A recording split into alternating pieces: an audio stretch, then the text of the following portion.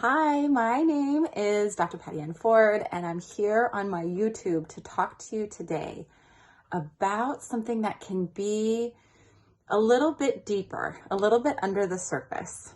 I want you to think about your first memories with food, first memories of how you interacted with food and who was there and what happened.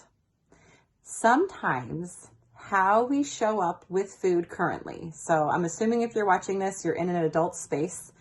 How you show up currently with food is really reflective of how you learned how to eat. Now that might seem like a nuanced question, like who taught you how to eat? Because typically when you were born, it's one of the first primal things that you either know or sometimes have to be medically intervened to do is get nutrition in some way. So there's tons of arguments on what is the best nutrition, what is the best mode, but let's all agree, or we can say, let's all agree that at some point you were able to receive substance in terms of nutrition. Beyond that, when you got into 1 year, 2 year, 3 year, 4 year, and 5 year, there is a way that you were either taught how to eat. Now, it was either modeled or verbally shown to you, or structure was given, or there might not have been any formal education or formal appropriate modeling of how to eat. And it's an interesting question because I want you to think about if sometimes our earliest memories are because we saw a picture or because someone told us the story. But I want you to think about maybe you were a little bit older than 5 or 6, but from birth, from 0 to 5, we have a really, really natural, intuitive relationship with food.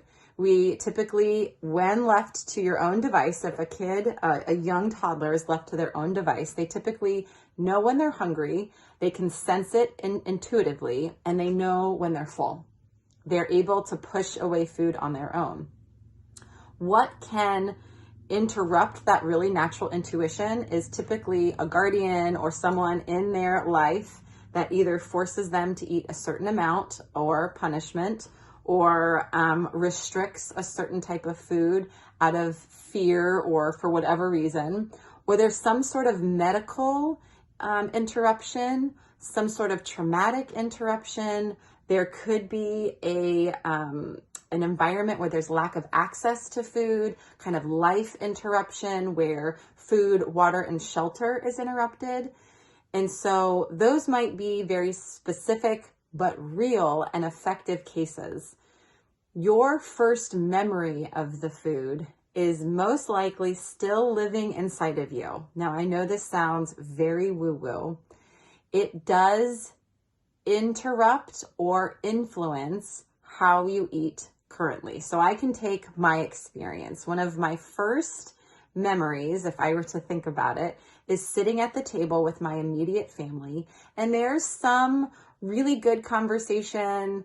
It might have been trivia or just jokes or just different things, but we were with one another in conversation without devices. Some of my most comfortable moments with food mimics that, is where I'm in conversation. The food, I don't really remember too much. There isn't too much an emphasis on what is there, but it's more the sitting down at a table with people that you feel comfortable with. And sometimes those memories, they were hard conversations. They were conversations I didn't really want to be a part of.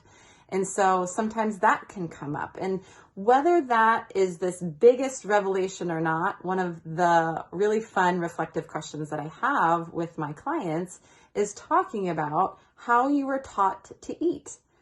And if this interests you, it can be a really fun exploration because it can have some awareness on your current behaviors. If this was of value to you, like and subscribe. My name is Dr. Patty Ann Ford. I'm a doctor, dietitian, and coach, and I want to untangle your relationship with food, body weight, and eating so you can feel your best. Have a wonderful day.